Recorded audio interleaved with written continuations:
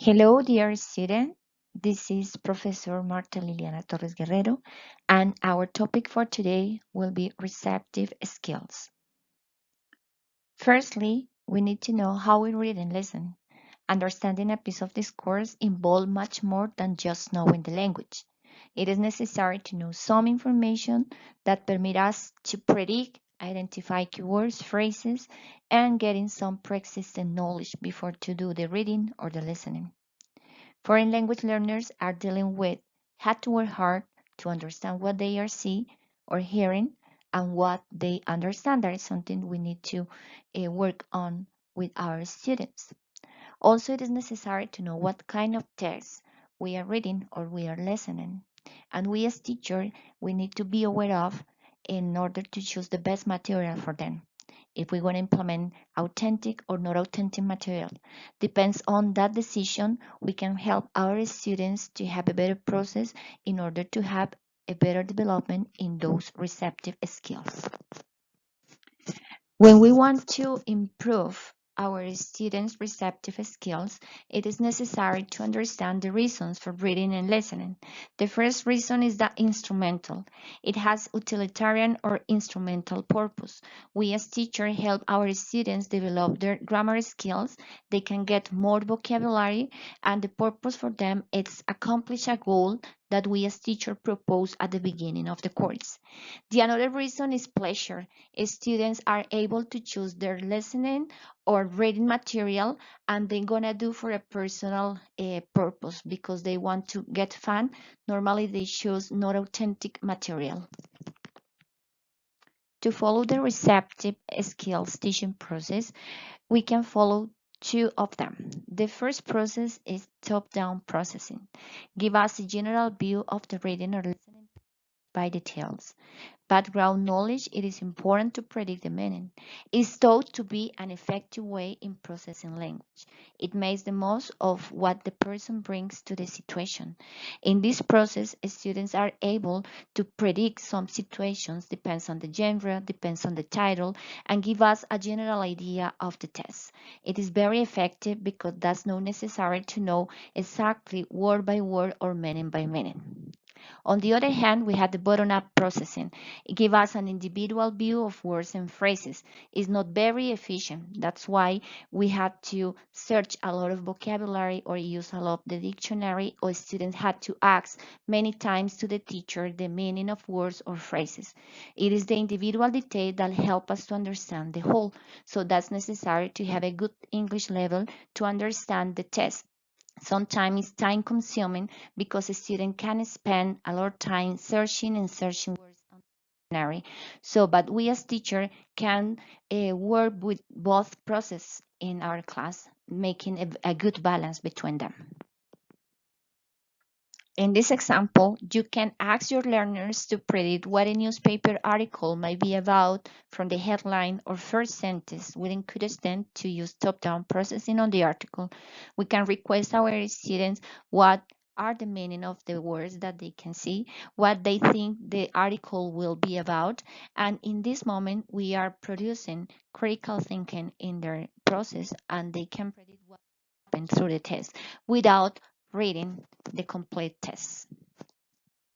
In this example, you can see how top-down process can be worked with your students in a class. I can show some titles of a newspaper articles or titles of tales or readings or listenings, because remember we are working with receptive skills, and students can predict about the main topic or all of the ideas the text will be developed. So it is a nice exercise that helps students to develop critical thinking and have some ideas about the whole main topic. In this second example, to process and understand the text with bottom-up processing, we start by recognizing phonemes, combining these into syllables, syllables into words, words into clauses, and so on, up to contextual and background information. The intention sometimes it is not understand the general idea. The intention is to recognize categories or definitions into the text. It is time consuming because if the student doesn't have a good English level, had to use the dictionary a lot of times in order to have the definitions.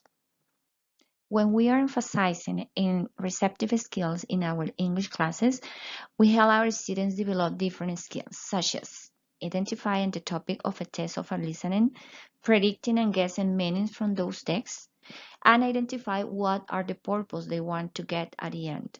Reading and listening for general understanding, reading and listening for getting specific information, reading and listening for detailed information, or for interpreting the test. We can have some problems when we are working on receptive skills in our English classes. Some of them are language sentences length, and students can understand well. Percentage of unknown words, so it means a student had to ask for clarification a lot to the teacher or search a lot of information on the dictionary. But we can have some solutions to help our students improve that situation.